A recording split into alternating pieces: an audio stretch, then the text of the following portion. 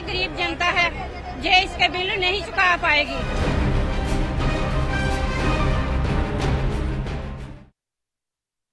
नमस्कार, बहुत स्वागत है आपका न्यूज 18 जेकेएलएच में। मैं हूं आपके साथ अबू हुरैरा और आप देख रहे हैं जेकेएलएच प्राइम टाइम। पिछले कई महीनों से जम्मू कश्मीर के लोग स्मार्ट मीटर लगाने का कड़ा विरोध कर रहे हैं। जम्मू कश्मीर के तकरीबन हर इलाके, हर गांव शहर में स्मार्ट मीटर के खिलाफ आवाज उठाई जा रही है। लोगों का कहना है कि जम्मू कश्मीर के लोगों के साथ नाइंसाफी है कि यहां पैदा होने वाली बिजली सस्ती दरों पर खरीदी जाती है और जम्मू कश्मीर के लोगों को अत्यधिक दरों पर बेची जाती है। हम आपको बता दें कि कश्मीर घाटी की खासतौर से अगर बात करें तो यहां अब तक 50,000 से ज्यादा स्मार्ट मीटर लगाए जा चुके हैं। इसके खिलाफ जो लोग हैं वो लगातार विरोध प्रदर्शन कर रहे हैं और लोगों की इसी नाराजगी को देखते हुए केपीडीसीएल के अधिकारियों को परेशानियों का सामना भी करना पड़ रहा है।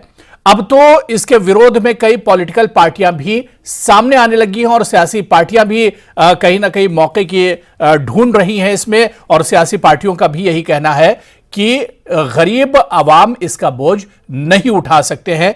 स्मार्ट मीटर को लेकर क्या कुछ दुश्वारियां हैं, क्या कुछ परेशानियां हैं, आज इसी को हम जेकेएलएच प्राइम टाइम में समझने की कोशिश करेंगे।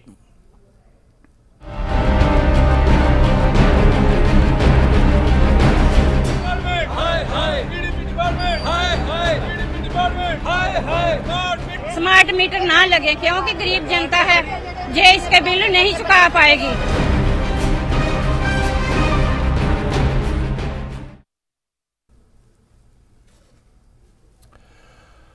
तो स्मार्ट मीटर को लेकर पूरे जम्मू कश्मीर में पिछले 2-3 महीनों से लगातार विरोध प्रदर्शन किया जा रहा है, एहतजाज किए जा रहे हैं, प्रोटेस्ट किए जा रहे हैं और लोग मांग कर रहे हैं कि स्मार्ट मीटर ना लगाए जाएं।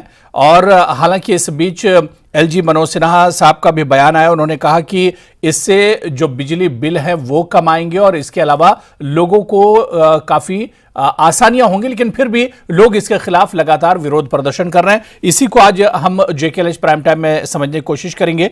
बहुत खास मेहमान मेरे साथ जुड़ रहे हैं। बहुत जल्दी अपने मेहमानों का आपसे इंट्रोडक्शन भी करा देता हूं। मेरे साथ अमित कपूर जी हैं जो कि सोशल एक्टिविस्ट हैं। अरुण गुप्ता साहब भी जुड़े हुए हैं, बीजेपी स्पोक्सपर्सन हैं। कुछ देर में हमारे साथ कुछ और खास मेहमान इस चर्चा में जुड़ेंगे। अरुण गुप्ता जी और अमित कपूर जी दोनों का बहुत स्वागत है जेकेएलएच प्राइम टाइम में। मैं अमित कपूर जी आपसे शुरुआत करना चाहूंगा। सर, क्योंकि लोगों की समाजी जो परेशानियां होती हैं उसे आप बहुत करीब से देखते आए हैं और देखते रहते हैं। स्मार्ट मीटर को लेकर यूटी में जो लोग विरोध प्रदर्शन लगातार कर रहे हैं, लोग जो इसके खिलाफ आवाज उठा रहे हैं, सड़कों पर निकल रहे हैं, क्या कुछ इसे किस तरह से, इस विरोध को किस तरह से देखा जाए? हालांकि सरकार तो कह रही है कि ये अवाम के हक में है। देखिए सर, मैं आपको सबसे पहले एक चीज कहना चाहता हूं कि जब स्मार्ट मीटर पूरे देश में अभी नहीं लगे, 2025 तक का समय है, तो जम्मू कश्मीर में सबसे पहले लगाएंगे। एक दूसरा, अगर जम्मू कश्मीर में कुछ जगह पे स्मार्ट मीटर लगाए गए थे, जैसे जानीपुर, बंतलाब और तलाब तिल्लो की बात करूं तो 1 साल पहले, यानी कि 6-8 महीने साल पहले स्मार्ट मीटर लगाए गए थे। जब से ये स्मार्ट मीटर लगाए गए, इन्होंने बिना किसी को सुनाए, बिना कंज्यूमर को इन्फॉर्म किए, इन्होंने प्रीपेड सिस्टम स्टार्ट कर दिया। अभी स्मार्ट मीटर पूरे जम्मू कश्मीर में लगे भी नहीं और कुछ एरियाज में इन्होंने प्रीपेड सिस्टम स्टार्ट कर दिया। जब इन्होंने प्रीपेड सिस्टम स्टार्ट किया और स्मार्ट मीटर पे क्या था, स्टार्टिंग में लोगों को पता नहीं चला, तो जब स्टार्टिंग में इन्होंने बड़े अच्छे तरीके के साथ उसको चलाया, उसके बाद इन्होंने 300 रीडिंग आती है तो बिल 5,000 रुपया, किसी का एसी चलता है 800 रीडिंग है तो बिल 250 रुपया। यानी कि कुछ भी इनका अगर देखा जाए तो स्टेबिलिटी नहीं है, तो स्टेबल है ही नहीं है। तो ये यहाँ पे अगर एक घर की प्रॉब्लम हो तो तब माने, हर घर की ये प्रॉब्लम है। मैक्सिमम जब ये डिपार्टमेंट में जाते हैं पीडीडी के, तो वो वहां पे कहते हैं जेई साहब से बात करो, जेई साहब के पास जाते हैं एडब्ल्यू से बात करो, एडब्ल्यू के पास जाते हैं अपना चीफ इंजीनियर से बात करो, चीफ इंजीनियर पीडीडी से बात करो, अपना एमडी से बात करो, एमडी के पास जाओ तो वो प्राइवेट होगी है, वहां पे बात करो। तो ये एक दूसरे को चक्कर लगा रहे हो। साथ में ये स्मार्ट मीटर नहीं है, ये बेसिकली जो है, ये स्मार्ट मीटर नहीं है, बुलेट है। ये बुलेट की तरह ब्लास्ट होता है और बुलेट ट्रेन की तरह चलता है। रीडिंग अगर आप देखेंगे, पहले इन्होंने डिजिटल मीटर लगाए थे आज से 2-3 साल पहले, जब वो डिजिटल मीटर ऑलरेडी चल रहे थे। ये कहते हैं स्मार्ट मीटर और डिजिटल मीटर में कोई अंतर नहीं है। जब कोई अंतर नहीं है तो इनको स्मार्ट मीटर लगाने की जरूरत क्या थी? स्मार्ट मीटर पोल पे 20-20 फुट पे लगाए गए हैं। रीडिंग कोई चेक करने आएगा नहीं, अपनी मर्जी से पीछे से रीडिंग डाल दी जाती है। और तो और लोगों के पुराने बिल, जिनकी एनओसी भी पास थी, उनके भी पुराने बिल डाले जा रहे हैं, पुरानी रीडिंगें डाली जा रही हैं और कोई किसी को पूछने वाला नहीं। जब कंप्लेन करो, जो इन्होंने टोल फ्री नंबर दिया सिर्फ और सिर्फ फ्रॉड है। 100 में से एक कंप्लेन अटेंड होती है, 99 कंप्लेन पर ये ध्यान ही नहीं देते और आए दिन यहाँ पे ब्लास्ट हो रहे हैं तो इसके स्मार्ट मीटर के, लेकिन कोई पूछने वाला नहीं, कोई कुछ नहीं। कईयों के घरों में आग लग जाती है, तब कोई पूछने वाला कौन जिम्मेवार होगा?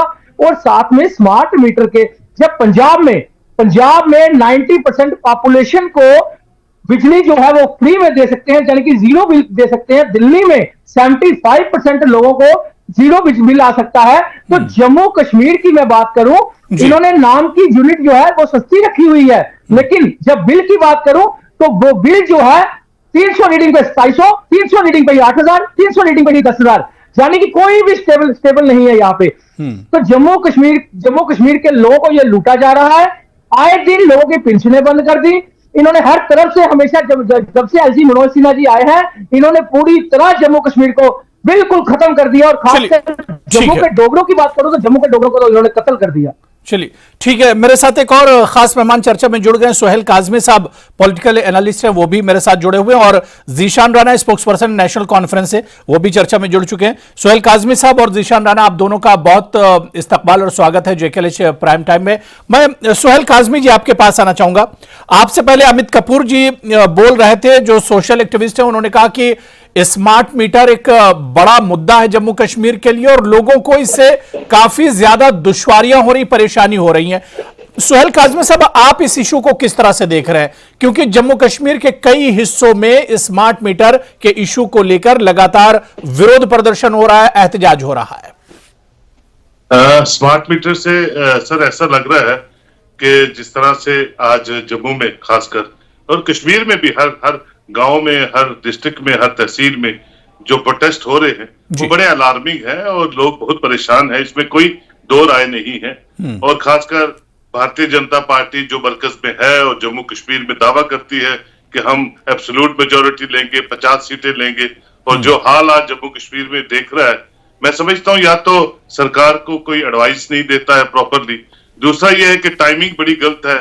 एक मसला खत्म नहीं होता, दूसरा एक मसला आ जाता है जिससे कि लोग एजिटेट हो जाते हैं। अगर आप व्यापार को देखें जम्मू प्रोविंस में, कश्मीर में तो चलो थोड़ा सा टूरिज्म ठीक हो रहा है, 1 करोड़ के करीब पिछले साल वहां लोग गए, तो टूरिज्म सेक्टर से थोड़ा बहुत बाकी चीजें लाइट सेक्टर ठीक हो रही है। लेकिन जम्मू प्रोविंस में जब से ट्रेन कटरा जाना शुरू हो गई डायरेक्ट, और वहां से डायरेक्ट दिल्ली, और जो आने वाले दिनों में और फास्ट ट्रेन इंट्रोड्यूस हो रही है, तो जम्मू तो भुखमरी का शिकार हो चुका है। रेडी से लेके इंडस्ट्रियलिस्ट यहाँ परेशान है, और उसके बाद ये टाइमिंग।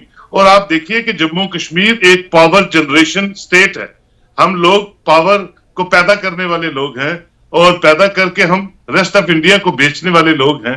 और अगर आप एलओसी के उस तरफ देखें, मैं खुद वहां गया हूं, एक एलओसी के उस तरफ जो है एक मंगला डैम है पीओके में, और मंगला डैम जो है वो 10% जो बिजली है वो पूरे पीओके में सब्सिडाइज्ड इंक्लूडिंग गिलगित बल्तिस्तान तक वो देती है, और जो सबसे बड़ी पीक है K2 पहाड़ी, वहां तक वो सब्सिडाइज और कहीं कहीं फ्री पे बिजली देती है। और rest of the 90% of the electricity generated by Mangla dam is sold to rest of the Pakistan.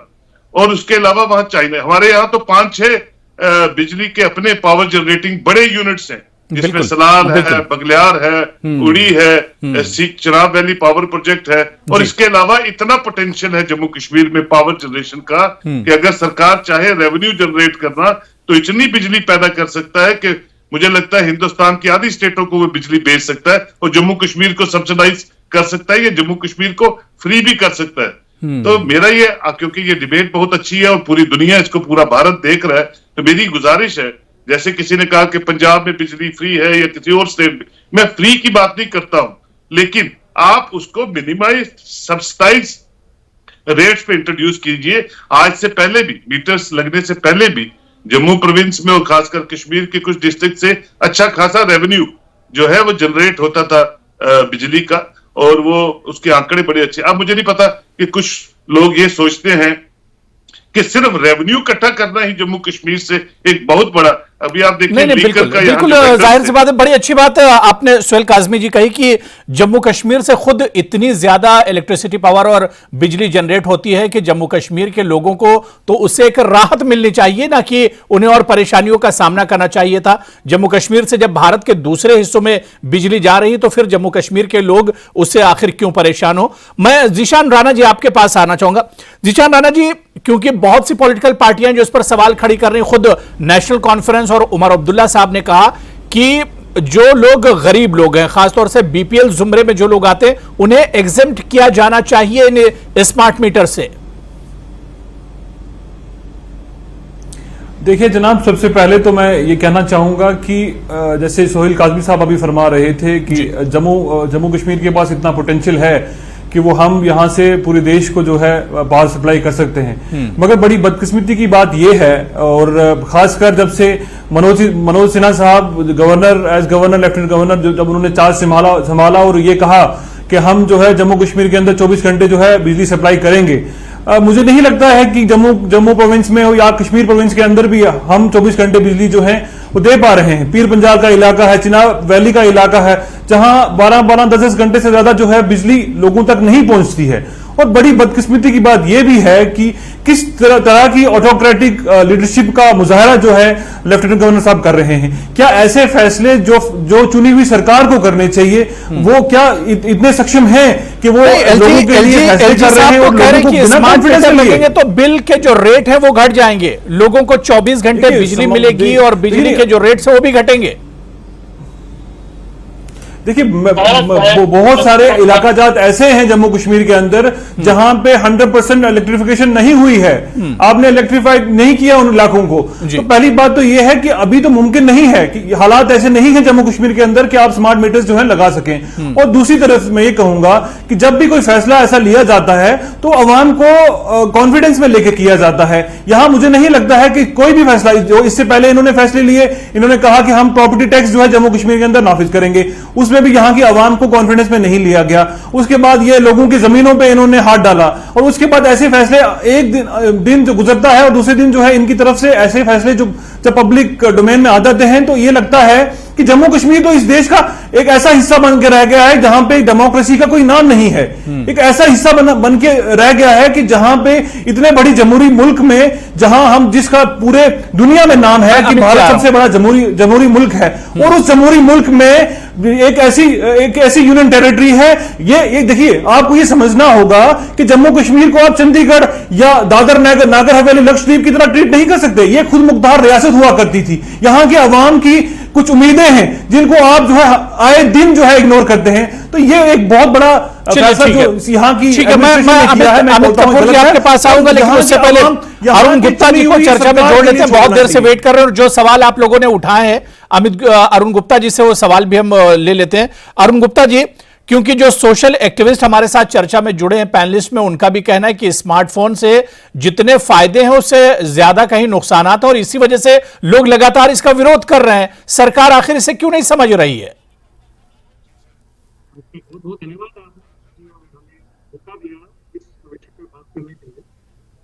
मैं सबसे पहले जो ये विषय है उसके बारे में बात करना चाहूंगा कि ये जो स्मार्ट मीटर जो की जा रही है उसका बेसिकली टेक्निकल क्या रीजन है। मैं भारतीय जनता पार्टी ने ना तो इसको इम्प्लीमेंट किया है और ना भारतीय जनता पार्टी जो है इसके बारे में जो है कुछ अपनी एक राय रखना चाहती है। चलिए ठीक है अरुण गुप्ता जी, मैं दोबारा से आऊंगा। आप वॉइस क्लियर असल में आपकी नहीं आ रही है हम तक, मैं दोबारा से आपके पास आऊंगा। अमित कपूर जी, आप कुछ कहना चाह रहे थे बीच में, बात पूरी कर लीजिए। देखिए सर, मैं बताना चाहता हूं बड़े क्लियर कट अल्फाज में कि 370 टूटने के बाद हम लोगों ने ढोल नगाड़े बजाए थे, लेकिन बड़े अफसोस के साथ कहना पड़ता है कि बीजेपी ने जम्मू कश्मीर को बेच दिया।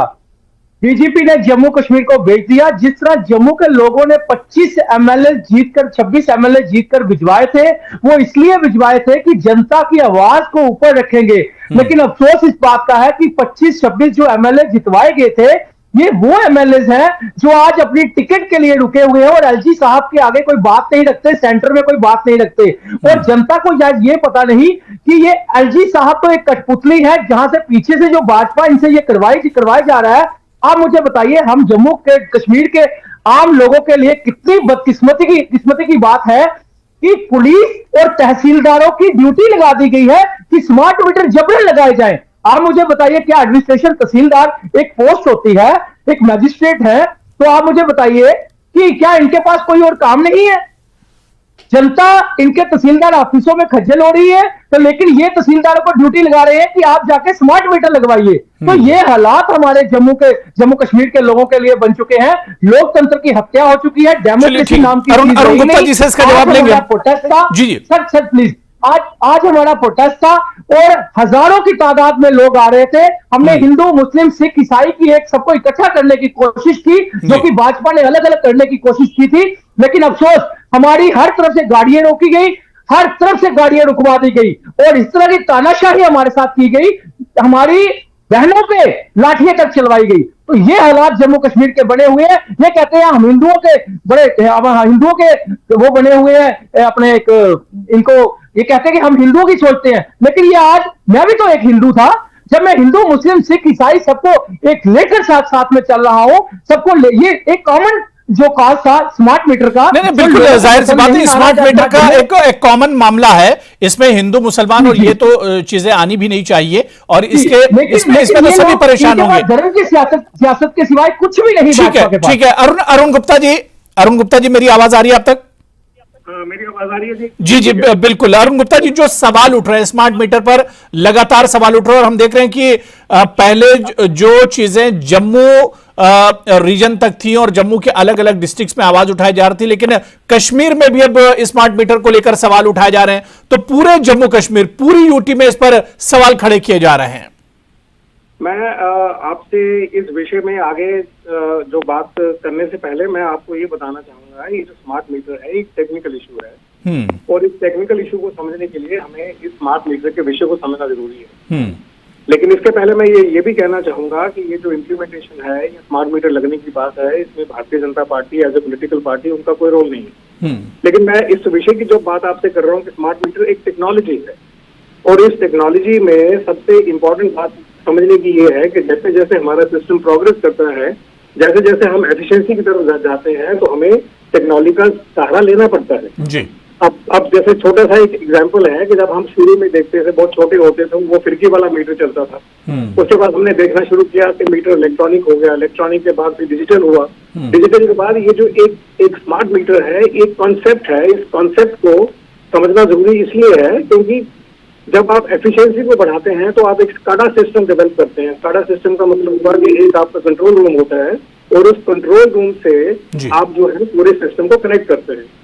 अब प्रॉब्लम ये है कि हमें एफिशिएंसी भी चाहिए, हमें ये भी चाहिए कि हम ये कहीं पे कट ना हो, हमें ये भी चाहिए कि कहीं पे लीकेज ना हो, हमें ये भी चाहिए कि मैनिपुलेशन ना हो, हमें ये भी चाहिए। तो ये जिम्मेदारी तो देखिए, ये जिम्मेदारी प्रशासन और सरकार की है कि अगर इसमें शिकायतें आ रही हैं, लोग परेशान हो रहे हैं, उपभोक्ता जो है परेशान हो रहे हैं, तो उनकी परेशानियों को दूर किया जाए। भारतीय जनता पार्टी ये बिल्कुल नहीं कहना चाह रही कि जो लोग कह रहे हैं कि वो गलत है। लोगों को पूरा एक राइट है, अपने पॉइंट रखने का पूरा राइट है, प्रोटेस्ट करने का पूरा राइट है। तो उसके ऊपर हमारा कुछ भी उनके वो नहीं है। मैं सिर्फ एक विषय की आपको बात बता रहा हूँ कि किसी भी जगह में जब प्रोग्रेस करनी होती है, अमित जी आ रहा हूँ जी, जब एफिशिएंसी आपको बढ़ानी होती है, जब आपको लीकेज को रोकना होता है, जब आपको जो ट्रांसमिशन लॉसेज हैं उनको जब आपने रोकना होता है, तो आपको न्यू टेक्नोलॉजी में शिफ्ट करना पड़ता है। और जब हम न्यू टेक्नोलॉजी में शिफ्ट करते हैं तभी जाके आप सिस्टम को कंट्रोल कर सकते हैं। एक तरफ से हमारा सबका मानना ये नहीं, तो न्यू टेक्नोलॉजी में क्यों जाते हैं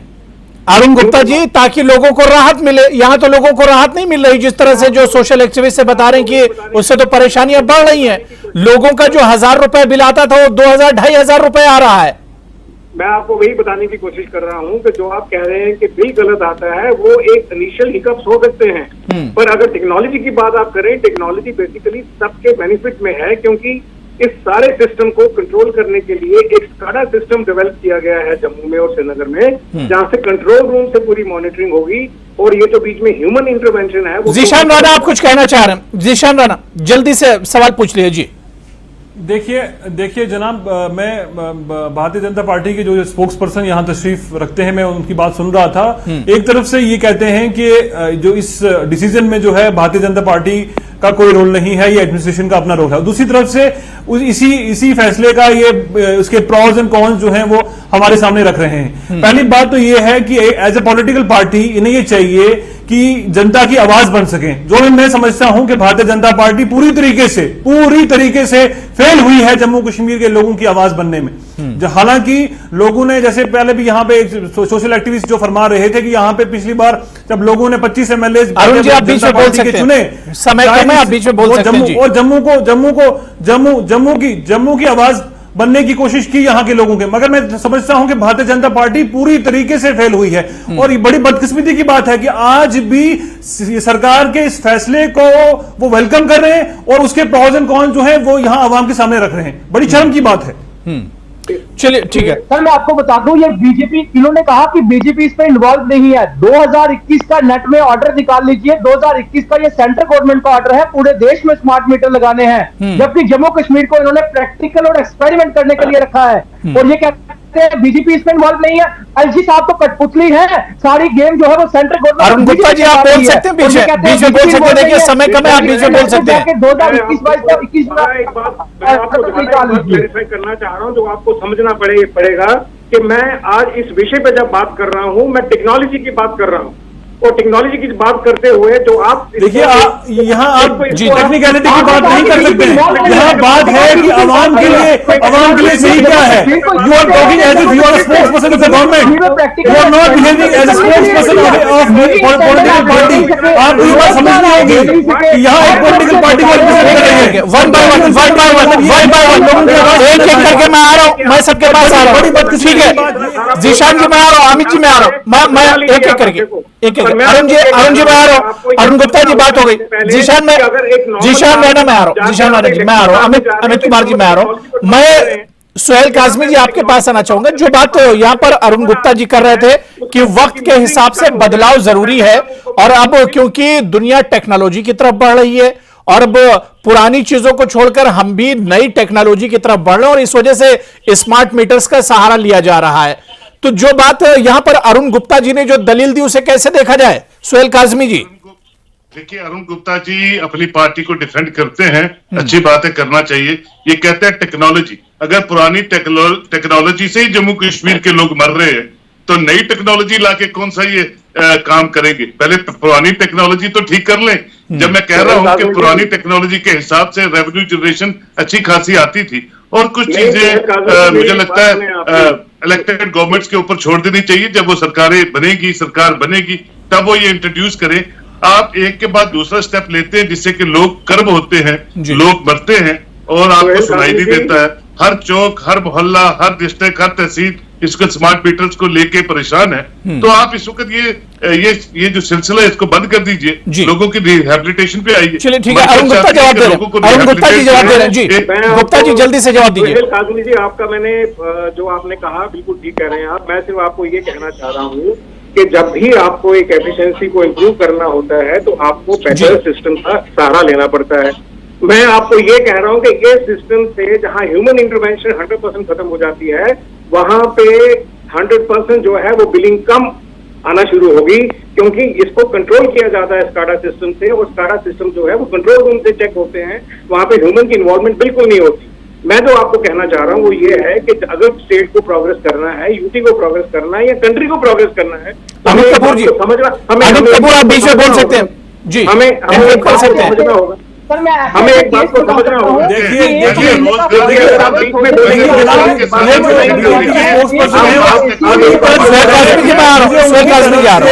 ये नहीं लगा कि जो अवाम जिस फैसले को लेके सड़कों पे एहतजाज कर रही है। जीशान जी मैं आ रहा हूं, जीशान जी मैं आ रहा हूं, एक एक करके। तो आप मुझे बताइए वो टेक्निकल फॉल्ट कौन सा हुआ जिसका कोई हल ही नहीं हो रहा। 47,000 एक रूम का जिसमें एसी भी नहीं लगा हुआ। आप एक इसको ये नहीं कह सकते कि टेक्नोलॉजी गलत है, पूरी दुनिया में टेक्नोलॉजी चलती है। चलिए, ऐसा नहीं कि हम एक्सेप्शन है। देखिए लोगों को परेशानी तो जरूर है। कश्मीर से स्टार्ट किया जाए। नहीं बिल्कुल टेक्नोलॉजी की तरफ दौर जरूर बढ़ रहा है और जम्मू कश्मीर के लोगों को भी टेक्नोलॉजी के साथ जुड़ना चाहिए, लेकिन अब सरकार और प्रशासन को भी यह देखना होगा कि आप टेक्नोलॉजी का जरूर सहारा ले रहे हैं, लेकिन आवाम को परेशानियों का सामना करना पड़ रहा है।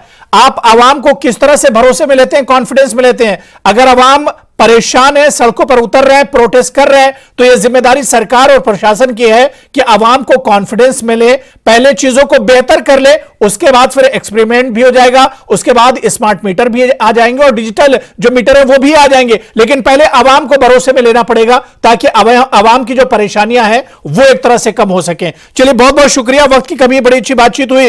अरुण गुप्ता जी, जीशान राणा जी, सोहेल काजमी जी और अमित कपूर जी, सभी का बहुत बहुत शुक्रिया चर्चा में जुड़ने के लिए। नमस्कार।